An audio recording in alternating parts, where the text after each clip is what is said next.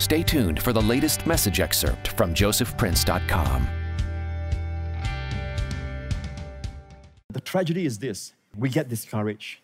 We see our economy going down, all right? We get discouraged. We look at this paper coming in, asking for claims or some debt we have to pay. We get discouraged. We are snared by the visible. The visible is what the devil uses.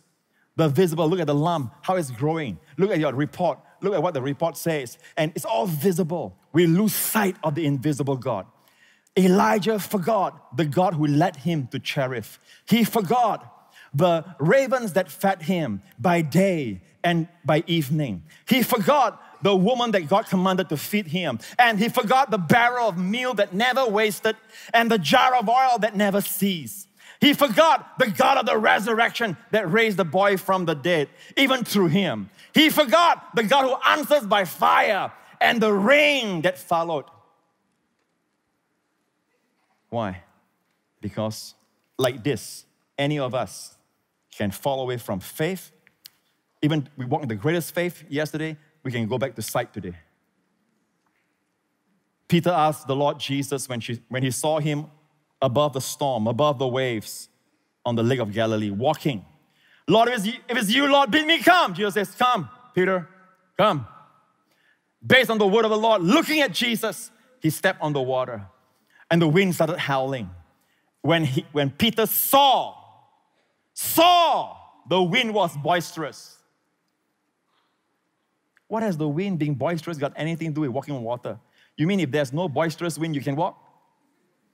You mean on a perfect day, on a swimming pool, no ripple, you can walk? The wind has nothing to do with it. But when he saw the wind, he lost sight of the living Lord and he began to sing. Walking by sight will cause the greatest of the disciples to sing and the greatest of the prophets to fail.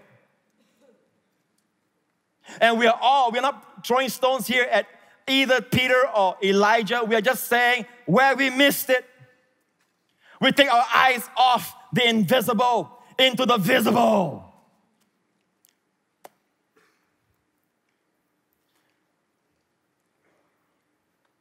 He got discouraged. His prayer in times past was to pray, to be directed by the Lord. The Lord directs him. He goes to the brook Cherith. The Lord says, okay, enough now. Go to Zarephath. He goes.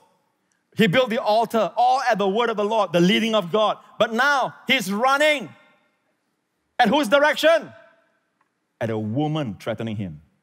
The threatening of a woman. He does not see the living Lord anymore. He sees an enraged, angry woman. Some of you,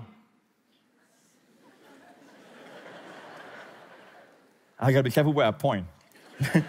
These few weeks, I've been pointing in the right direction. Some of you, you are so afraid because some human face looms larger than the living Lord. You make decisions based on fear of that person instead of trust in the Lord. It might be your boss. It might be your mother-in-law. My mother-in-law told me the other day, hey, mother-in-laws in our church are safe, you know, she told me. She thought I didn't know. I think she's trying to say, quit it. Or you're afraid, like Ahab, afraid of his wife. But here, he's not even married to her. And he's afraid of Jezebel. But who is Jezebel? A dying woman. Her days are numbered. Her prophets are finished. She's on the wrong side. And he's running for his life. So that can happen to any of us. The moment we take our eyes off the living Lord.